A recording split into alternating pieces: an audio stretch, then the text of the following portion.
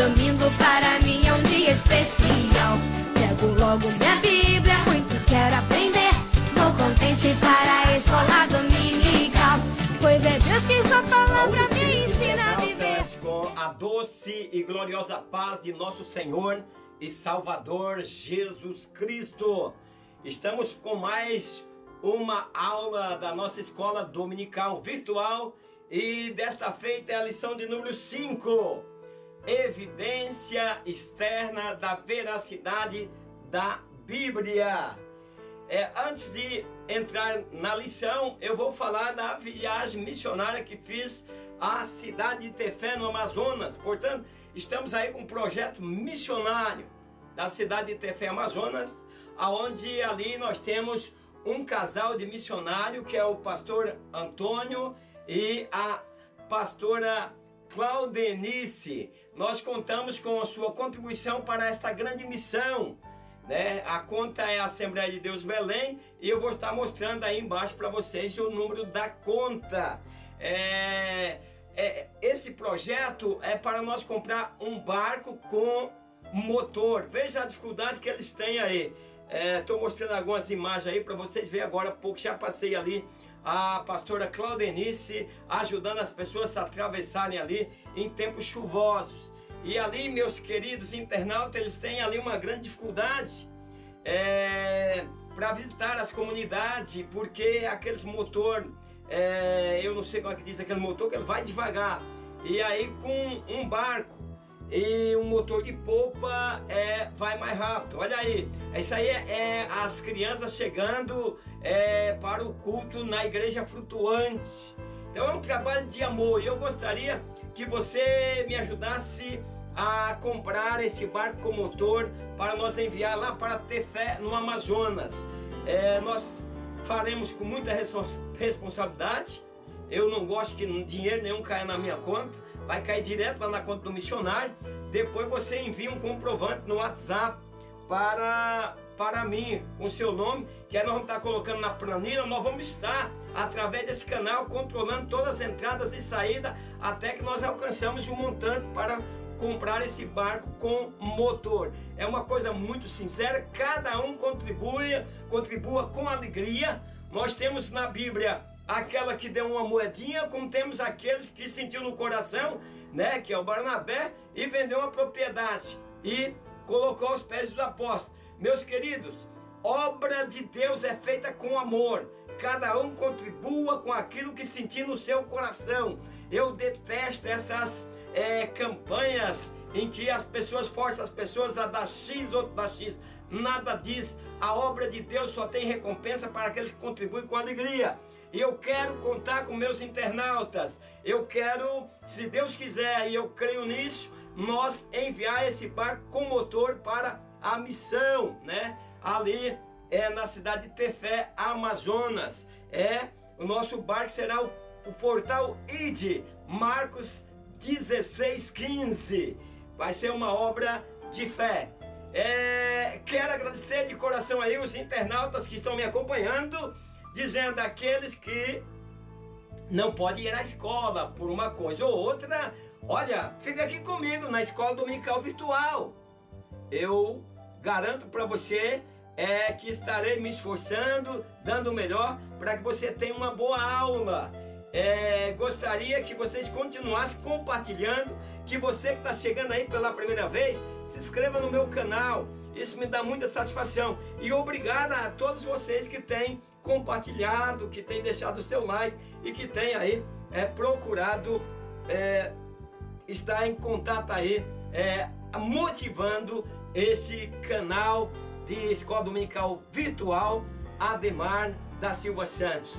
Meus queridos, quero dizer também a respeito da missão ali em Tefé, no Amazonas. Nós temos uma playlist ali, você entra no meu canal, na playlist ali, eu coloco alguns vídeos ali daquela cidade para você conhecer. Mas eu quero agradecer de coração aí, irmão Admilson Ferreira da Silva, voltou. Eu já estava sentindo falta aí dos comentários do irmão Admilson Ferreira da Silva. Ele diz: a paz do Senhor Jesus Cristo, tive uns dias fora, mas voltei. Que bom que o senhor voltou, querido irmão Admilson. Grande abraço. Maxwell Nascimento, ele diz: a paz, presbíteros. Boas instruções, meu irmão.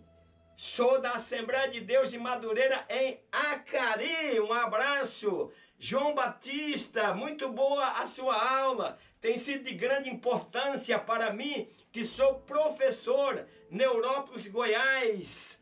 Luciano Máximo da Silva. Presbítero, tem aprendido muito com seus ensinamentos. Obrigado pelo carinho e dedicação com os internautas. Assisto todo domingo de manhã, depois vou para a escola na igreja. Ele disse parabéns, né? E continue nesta força. Obrigado aí pelo apoio. Esse internauta me joga para cima. Ele disse que é uma aula abençoada por Deus, né? A paz do Senhor, presbítero Ademar, conte comigo nesse projeto. Obrigado aí a todos que estão aí, que vão colaborar com esse projeto. Juscelio Marins, pai do Senhor, meu irmão, excelente explicação. Juscelio é lá de Rondônia, um abraço a todas as pessoas de Rondônia. Caniume, né? Ela disse: oh glória, toda semana aguardo ansioso por essa rica aula. Um abraço aí, um abraço forte a todos vocês aí, né, meus queridos? Obrigado pelo apoio, pelo incentivo. E vamos para a lição, porque eu estou tomando uns puxão de orelha aí que está me colocando na linha. Obrigado aí pelos puxão de orelha, meus queridos. Tudo que ajuda a edificar é bem-vindo, né? E a leitura em classe é de Isaías, capítulo 45, verso 1 a 3. O textual diz: em esperança da vida eterna, a qual Deus, que não pode mentir, prometeu antes dos tempos dos séculos. Tito 2:1. Como Deus não pode mentir, a Bíblia é a palavra de Deus, então devemos crer na exatidão das Sagradas Escrituras. Esta é a nossa verdade aplicada. A nossa introdução fala acerca da arqueologia bíblica, né? Os relatos históricos e biografias de personagens importantes dão prova da externa e da veracidade da Bíblia. Então, meus queridos, nós estamos estudando apologética cristã, né? Nós estamos com esse tema muito importante, com esse tema que vem nos fazer compreender melhor. E nessa lição de hoje nós vamos falar um pouco sobre arqueologia que provam as coisas que estão na Bíblia. Quer dizer, nós não precisamos de arqueologia para nós crermos na palavra de Deus, mas ela vem aí para reforçar, né, o campo de informações e de correlações com os dados bíblicos, que é vasto, né? Por isso, só nos é possível ressaltar alguns aspectos que nós vamos estar ressaltando aqui no decorrer desta lição. O objetivo da primeira parte da lição: estudar o valor da arqueologia e sua contribuição para o contexto bíblico. É o que nós vamos ver agora nesse primeiro tópico. Então, meus queridos professores, queridos alunos, né? Sala preparada, classe preparada, porque o assunto de hoje é um assunto que ela não vai abranger muita espiritualidade. Então, não é uma aula simples de você ministrar. Isso com certeza. Você vai precisar um pouco de conhecimento de geografia, né, para que você possa aí fazer com que essa aula seja mais produtiva. Então, aos professores, né, que com antecedência estão me acompanhando, eu gostaria que vocês olhassem um pouquinho mapa, geografia. De repente você pode até trazer isso aí, e no quadro aí que tem na sua escola você está fazendo essas exposições. Arqueologia, valor e contribuição. Arqueologia é a ciência que, utilizando processos como coleta e escavação, estuda os costumes e culturas dos povos antigos através do material, né? Quer dizer, entre parênteses, aí nós sabemos esse material. Que material é esse? São fósseis, né? Artefatos, monumentos, né? E mais outras coisas, né? Que restou da vida desses povos antigos. É a história, queridos. Nós vemos que há pouco eles estavam escavando aqui no Brasil para passar o metrô, e ali encontrar na escavação muitas coisas que diz a respeito de nossa história. Então é isso que o comentador está trazendo. Nas escavações, né, dentro da arqueologia, muitas coisas que nós temos aqui na Bíblia, que a Bíblia relata, aí encontrou-se peças, né, pergaminhos dessa época. O 1 em 1 diz arqueologia bíblica. A arqueologia bíblica é um ramo da arqueologia especializada em estudo dos restos de materiais relacionados direto ou indiretamente com os relatos bíblicos e com as histórias das religiões judaico-cristãs. Então nós vemos, por exemplo, nós vamos ver no decorrer dessa lição que muitas coisas, né, em que aqueles reis usavam, ou que as pessoas usavam naquela época, foram desenterrados através da arqueologia, provando em que a Bíblia é um livro inspirado. Eu fico olhando, queridos internautas, né, que a Bíblia ela passou 1.600 anos para ser escrita, e que livro, meus queridos, só Deus poderia inspirar um livro com este conteúdo tão glorioso. Nós podemos ver que os estudos arqueológicos, né, eles contribuem para confirmar a veracidade da Bíblia. Então, meus queridos, às vezes o professor, alunos, muitas vezes é bom você dar uma estudada na arqueologia, né? Dar uma peneirada ali e procurar, pois as mensagens históricas e espirituais da Bíblia, elas estão entrelaçadas com as histórias, né, descobertas ao longo do tempo, e principalmente com as escavações. E então, meus queridos, nós precisamos aí fazer com que, professor da escola dominical, nossos alunos se preocupem mais em estudar.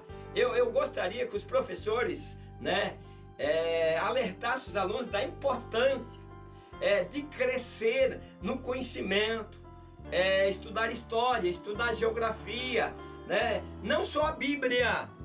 A Bíblia é nosso livro de cabeceira, mas nós precisamos estar por dentro da história, e até também porque hoje nós precisamos alertar os nossos alunos de que eles precisam se preocupar com o estudo, pois o país vem se desenvolvendo, e o que acontece? As máquinas vêm tomando conta e eliminando muitas profissões. Então, por isso é importante que os nossos cristãos, eles possam se esforçar para que eles possam ocupar lugares na sociedade nos dias futuros, nos dias que vão vir, porque serão dias que os governos vão ter que dar salário para as pessoas que não se desenvolverem, porque não vai ter lugar para elas no mercado de trabalho. Essa é a minha linha de pensamento. O 1.2 diz arqueologia do Antigo Testamento. A vasta quantidade de provas arqueológicas a favor da Bíblia não cabe nesse espaço, mas listamos alguns exemplos. Então o comentador está dizendo, o comentador é um homem estudioso, né? É aquela pessoa que vem nos trazendo aí, meus queridos, ensinamentos apologéticos, né? Razão de nossa fé, razão porque cremos, e agora traz evidência trazido no contexto histórico através da arqueologia. Então aqui ele cita, por exemplo, o túnel de Ezequias, né? Abertura e escavação feitas em pedras sólidas, que foi descoberta em 1880. Então a Bíblia fala desse trabalho que nós não sabemos como foi desenvolvido na época que para nós era uma época tão distante de nós, e como é que eles puderam fazer, né, aquele túnel, né? Então é conhecido também como o túnel de Ezequias. Dizem os historiadores que nesta época, né, foi uma grande obra de engenharia, daquela época. Ao preparar-se para a invasão da Síria, o rei Ezequias edificou as defesas de Jerusalém, e salvaguardou o suprimento de água da cidade ao construir esse túnel. Então, meus queridos, Ezequias é um exemplo, né, de um gestor inteligente, com sabedoria. Nós precisamos nos preocupar. Na hora de votar, nós precisamos pensar nos nossos gestores. Não votamos em vereador porque é nosso irmão, porque é nosso conhecido. Para disso. Vamos votar naqueles homens que realmente têm interesse de trabalhar em favor do povo. Está chegando aí a política. Nós precisamos de gestor inteligente. Ezequias era um gestor inteligente, com sabedoria e poder para governar. E como fez ele o açude e o arqueduto, e trouxe água para dentro da cidade. Então, meus queridos, são coisas que na época eles diziam que o livro não é só a Bíblia, não. Eles não estão escritos nos livros da história dos reis de Judá. Existiam vários outros livros em que o povo possuía na época. Então o túnel foi escavado sobre a cidade de Jerusalém durante o reinado de Ezequias, né? E aí foi descoberto só agora, eu digo agora, mas faz um pouquinho de tempo, no ano de 1880. Então, aqui, pessoas que estiveram lá, eles relatam que ao passar pela entrada do túnel, desce por uma escada em caracol, construída recentemente. São pessoas que estiveram lá, neste lugar. E até um nível intermediário, e ali encontra-se uma placa com os dizeres. Olha o que está escrito na placa. Isso são um comentário de pessoas que estiveram lá visitando esta obra arqueológica que conta a veracidade dos feitos do rei Ezequias. E aí está escrito: foi cavado da seguinte maneira: machado, né?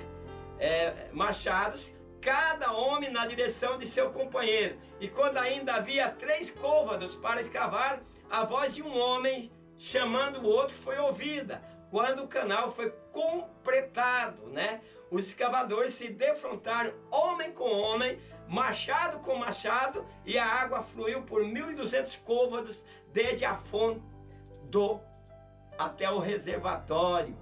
Então, meus queridos, nós já temos pessoas com muita inteligência. Então, nós vemos também é bom, né? Que é citado, né, que é mencionado 38 vezes na Bíblia e é conhecido hoje como Esban, né, peça de cerâmica, que lá tinha datada de 900 anos antes de Cristo, né? Então, conforme a Bíblia fala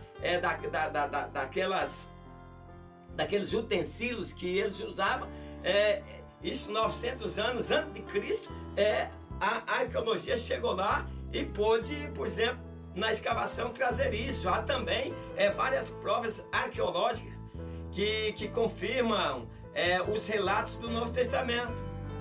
Por exemplo, nós temos aí, eu estou mostrando para vocês, a sinagoga de Cafarnaum, onde Jesus curou um homem com um espírito imundo e entregou o sermão sobre o pão da vida. Nós temos também aí, ó, que estou mostrando para vocês, a casa de Pedro em Cafarnaum, onde Jesus curou a sogra, né? O poço de Jacó, uma história bonita, né? Também são coisas arqueológicas da época de Cristo. O tanque de Betesda em Jerusalém, onde Jesus curou um homem aleijado, né? E aí você vê aí, conforme eu estou mostrando, fala sobre a piscina de Siloé em Jerusalém, onde Jesus curou um cego. Eu estou mostrando as imagens para vocês verem, são arqueologia da época cristã. O tribunal em Corinto, onde Paulo foi julgado, né? O palácio de Herodes em Cesareia, onde Paulo foi mantido sob guarda. Então, são provas arqueológicas já do Novo Testamento. Vamos para a segunda parte da lição. Mostrar que os relatos bíblicos dos grandes impérios são historicamente verificáveis. Quando você vai ler a história, a história dos sírios, a história de Nabucodonosor, você encontra ela, a história dela contada em livros, em enciclopédias, né? Provando a veracidade da palavra de Deus. O 2 diz relatos bíblicos dos grandes impérios. Então a história confirma, entre outros textos, a revelação que Daniel recebeu de Deus quanto ao sonho de Nabucodonosor sua interpretação e como está registrado em Daniel 2. Então nós sabemos, meus queridos, que houve vários impérios, né? Bem antes nós tivemos o Império Egípcio. Esse império o que é? O rei daquela terra ia conquistando e muitos às vezes trazendo o povo como escravo e colocando gestores naquela cidade através daquele conquistador. Então aí no nosso mundo passou por vários impérios. Então a soberania do mundo foi exercida pela Babilônia, né? Nós sabemos que quando passou para os Medos e Persas, foi aí que nós temos aí outro governo mundial, né?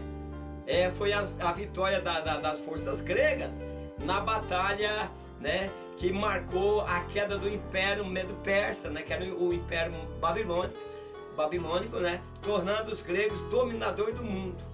Então, através de Nabucodonosor e outros, eles dominaram. Nabucodonosor foi lá, destruiu o templo em Jerusalém, trouxe as pessoas para a Babilônia, né? E aí vem o Ciro, né? E aí depois vem esse Império Persa, Grécia, Roma, né? São os impérios que nós temos. Deixa eu voltar aqui, tá? Então aí vem Nabucodonosor, que leva o povo de Judá cativo ali para Babilônia, e aí nós vem outros impérios até que esse povo seja libertados. Então, de acordo com historiador, após a morte de Alexandre o Grande em 323 a.C., o vasto território conquistado foi dividido na tentativa de manter o domínio grego, ficando a Judéia a princípio como parte do território sírio e depois do Egito, as grandes potências. Hoje nós temos grandes potências, Estados Unidos, Rússia, China, né? Mas naquele tempo tinha as grandes potências também que queria dominar. Mas acontece que apareceu um imperador que ele ia conquistando, né? Matando muita gente e conquistando e expandindo o seu reino. Então, após muitas revoltas e conflitos, né? Bem como chamado período dos Macabeus, né? Nós não temos na Bíblia sobre os Macabeus, mas nós temos os livros de Macabeus, e aí a Judéia é incorporada ao Império Romano, né, o quarto reino, conforme predito por Daniel. Então nós tivemos, meus queridos, vários impérios. Nós tivemos o Império Babilônico, o Império Persa, o Império da Grécia e depois de Roma. Ia caindo os imperadores e daí vinha os outros impérios, né, dominando boa parte do mundo, né? É como, para que o aluno, o professor possa entender, é como o Brasil, por exemplo, invadisse aqui Paraguai, Uruguai, Argentina, e invadisse aqui a América do Sul aqui e começasse a dominar, criar um império dominado pelo Brasil. Naquela época, os grandes reis, eles tinham esse pensamento, esse desejo de conquistar grande parte, e aí ficavam por muitos anos dominando e muitas vezes escravizando aqueles que eram nascidos naquelas terras, né, conquistadas, né? Então aí vem esse período dos Macabeus, né, que fundaram a dinastia dos Asmoneus, que governou de 164 a 37 a.C., né? No período em que nós chamamos de período do silêncio, em que Deus não falava com o povo, e aí eles repuseram a religião judaica, expandiram as fronteiras de Israel e reduziram no país a influência da cultura helenista, né? Seu membro mais conhecido foi Judas Macabeu, assim apelidado devido à sua força e determinação. Pessoas que tiveram coragem de enfrentar esses reinos, né? E aí o 2:1 diz o Império Babilônico e a Bíblia Sagrada. A Grande Babilônia, descrita pela Bíblia, é comprovada pela história secular. Então nós conhecemos aí, uma das histórias que mais nós conhecemos é a história do período babilônico, aí que nós temos várias histórias bíblicas que aconteceram nesse tempo. Então, mas Deus predisse ali que seu povo teria que suportar aquele castigo por 70 anos, né? Então, devido ao mau comportamento, então Deus o castigou e eles ficaram 70 anos sobre o domínio de Babilônia. Então aí depois desse período, aí vem Deus, né, através de um imperador e liberta o seu povo. Quer dizer, autoriza que seu povo voltasse à sua terra natal, né, em cumprimento à palavra profética de Deus, né, a cidade de Babilônia, que parecia invencível, foi derrotada pelo exército medo-persas, né, em 539 a.C., justamente quando o exílio de 70 anos de Judá estava para terminar. Então, com o tempo, Babilônia se tornou um monte de ruínas, exatamente como descrito na Bíblia. Então, nenhum humano poderia predizer uma façanha assim, porém a Bíblia registra estes fatos com exatidão. A destruição do templo, né, construído por Salomão, que ocorreu em 588 a.C., né, perfazendo assim 70 anos de escravidão. Se nós pegar ali a contagem desde ali que o povo foi deportado, você vai chegar num resultado correto e de que os homens ficaram 70 anos exilados. A própria Bíblia faz essa conta com facilidade para você. O 2.2, né, o Império Medo-Persa e os relatos bíblicos, né, como nós estamos dizendo. Então a Bíblia descreve que o rio Eufrates teria de secar-se, né? Os historiadores gregos, né, Heródoto e Xenofontes, confirmam o modo surpreendente como isso se cumpriu. Eles revelam que Ciro desviou o rio Eufrates, baixando o nível da água. Naquela época, não sei que tipo de engenharia, havia uma profecia que o rio secaria, mas o que acontece? O Ciro desviou aquela água e o rio se secou. Então, os exércitos de Ciro obtiveram assim acesso à cidade através de seus portões, que havia sido deixado aberto, né? De acordo com o antigo historiador Heródoto, na noite em que o rei Balsazar, né, nós lembramos lá que ele apareceu aquela mão escrevendo na parede. Então aí os oficiais deram um banquete, né, como nós sabemos, e aí os persas desviaram o curso das águas do Eufrates e entraram em Babilônia ao longo do leito do rio, tomando o poder de surpresa. Conforme predito, a poderosa Babilônica caiu repetidamente em uma noite e o Império Medo-Persa dominou Babilônia e começou a dominar toda aquela extensão territorial. O 2 e 3 diz Império Grego e a história bíblica. Veja que nós vemos Império Babilônico, né, como eu estava dizendo, dominando a região. Depois nós tivemos o Império Medo-Persa, né, através de Ciro, e agora nós temos aí agora o Império Grego, né, vendo aí a sua história. Lembra que os cativos passaram pelo Império Babilônico e também pelo Império do Ciro, governado pelo Ciro, que é do Medo-Persa, né? Ou Medo-Persa, não sei como diz. Tanto é que quando Daniel foi acusado, porque na lei dos Medo-Persa havia aquela escrita, né? Aquele código para não ser violado, né? Então o 2 e 3 diz que o registro bíblico não menciona nenhum profeta de Deus durante a época da supremacia grega. Também nenhum livro bíblico inspirado foi escrito nesse período. No entanto, a Grécia aparece nas profecias bíblicas. E não encontramos profecia, não encontramos nada escrito, mas nós sabemos que a história conta do Império Grego.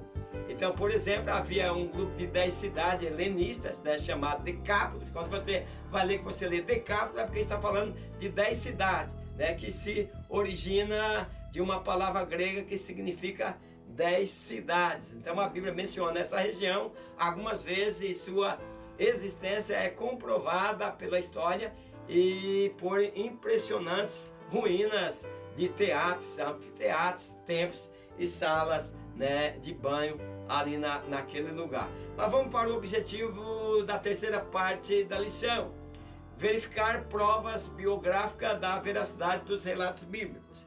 Como eu disse no início da lição, quando nós íamos entrar, eu disse ao professor, né, aos alunos, não espera aí da escola uma coisa um tanto espiritual, porque nós estamos vendo fatos históricos, né? Fatos em que nós temos pouco conhecimento, mais das histórias que nos traz, nós precisamos ler um pouco mais para entender melhor. Então não é aquela escola que acontece aí até batismo com o Espírito Santo, é uma escola mais voltada para a arqueologia. Então por isso que ela é uma escola mais calma, mais detalhista e sem muito aprofundamento bíblico. Então os relatos bíblicos de personagens importantes da história têm sua existência confirmada pela história secular. Esse é o ponto 3. O 3:1 fala de Belsazar. O livro de Daniel conta que um homem chamado Belsazar foi em Babilônia, né? Foi rei de Babilônia. E Daniel conta a história desse homem. Porém, algumas fontes seculares, né, fora da Bíblia, diz que Belsazar, embora poderoso, nunca tinha sido rei. Então, será que a Bíblia estava errada? O próprio comentador aí faz essa pergunta. Mas a arqueologia, elas descobriram vários cilindros de argilas nas ruínas de Ur, na Mesopotâmia. E as inscrições, né, que está escrita lá, né, em um dos cilindros inclui uma oração feita pelo rei babilônico Nabonido, né, a favor de Belsazar, né. Então também isso aí que vem provar que Belsazar foi o seu sucessor no trono. E Daniel fala desse rei Belsazar. Então descobertas posteriores confirmar que Belsazar tinha atuado como regente durante mais da metade do reinado de seu pai. Então, nós precisamos ver aí que, após a morte de seu pai, Belsazar assume o reinado. O 3:2 de Ciro, rei da Pérsia, um dos registros bíblicos mais impressionantes sobre o Império Medo-Persa, está relacionado ao rei Ciro, né? Nós vemos que na leitura em classe você vai lá ver Ciro, meu ungido. Então, quase 2 séculos antes de Ciro assumir o trono, a Bíblia o mencionou por nome e prediz que ele seria o conquistador da Babilônia. Então essa profecia aponta para a onisciência e soberania de Deus. Então, meus queridos, aí Ciro, na profecia, né, bem antes do Ciro nascer, ele é chamado de pastor e ungido. Nós não devemos, meus queridos, aí se enganar ou pensar com isso que Ciro mantinha um relacionamento com Deus de acordo com as escrituras, pois foi achado na arqueologia, né, nos achados arqueológicos, que indicam que Ciro adorava outros deuses. Então, apenas Ciro entra aí como o homem que Deus usa para invadir ali Babilônia e para também libertar o seu povo. Então a profecia assim o identifica no sentido de que se tratava de um instrumento de Deus para cumprir seu propósito para Israel. Deus usa quem Ele quer. E o 13:3 diz Alexandre o Grande, né? Isso quem lê história vai ler muito sobre esse homem, a história conta muito sobre ele.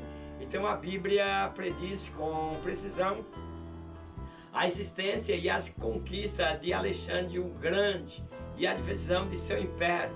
Daniel 8, do 5 ao 8, no século 4, né, antes de Cristo, um jovem macedônio chamado Alexandre projetou a Grécia no cenário mundial, foi um grande conquistador. Então, na realidade, ele levou a Grécia a se tornar a 5ª potência mundial na história bíblica e, com o tempo, ficou conhecido como Alexandre o Grande, que é o homem que fez muitas conquistas. Então, como eu disse aos queridos internautas, nós estamos vendo mais fatos históricos. O que nós podemos fazer? Esses fatos históricos vai vai trazer mais conhecimento, de maneira que ele vai nos ajudar mais a conhecer as histórias bíblicas. Alexandre, ele se tornou rei em 336 a.C., né? E no período de 7 anos derrotou o poderoso rei da Pérsia, o Dário III, né? Depois Alexandre continua a expandir seu império até o ano 323 a.C., quando morreu prematuramente aos 32 anos de idade. Então esse camarada era um fenômeno, e daí morreu muito jovem, com muitas coisas para fazer. E aí ninguém sucedeu a Alexandre conforme governante absoluto, e nenhum descendente seu assumiu o poder. Então, na verdade, seus 4 líderes mais importantes, Lisimaco, Cassandro, Seleuco e Ptolomeu, se proclamaram reis por conta própria, mas ele não deixou sucessor. Então, meus queridos, nós estamos vendo esta lição aí, que nós vamos passo a passo procurando conhecer as grandes histórias da Bíblia. E agora, estudando dentro da apologética, né? Nós já, desde a primeira lição, nós sabemos dizer por que somos cristãos, né? Qual a razão de sermos crentes, e agora estamos mostrando muitas razões bíblicas através da arqueologia. Eu quero agradecer a todos, né, por estar comigo nesta aula de escola dominical, e convidar vocês para a próxima escola dominical virtual, que será a lição de número 6, que nós vamos falar sobre evidências internas na autenticidade da Bíblia. Então, meus queridos, aguardo vocês, e até lá, na paz do Senhor. Amém.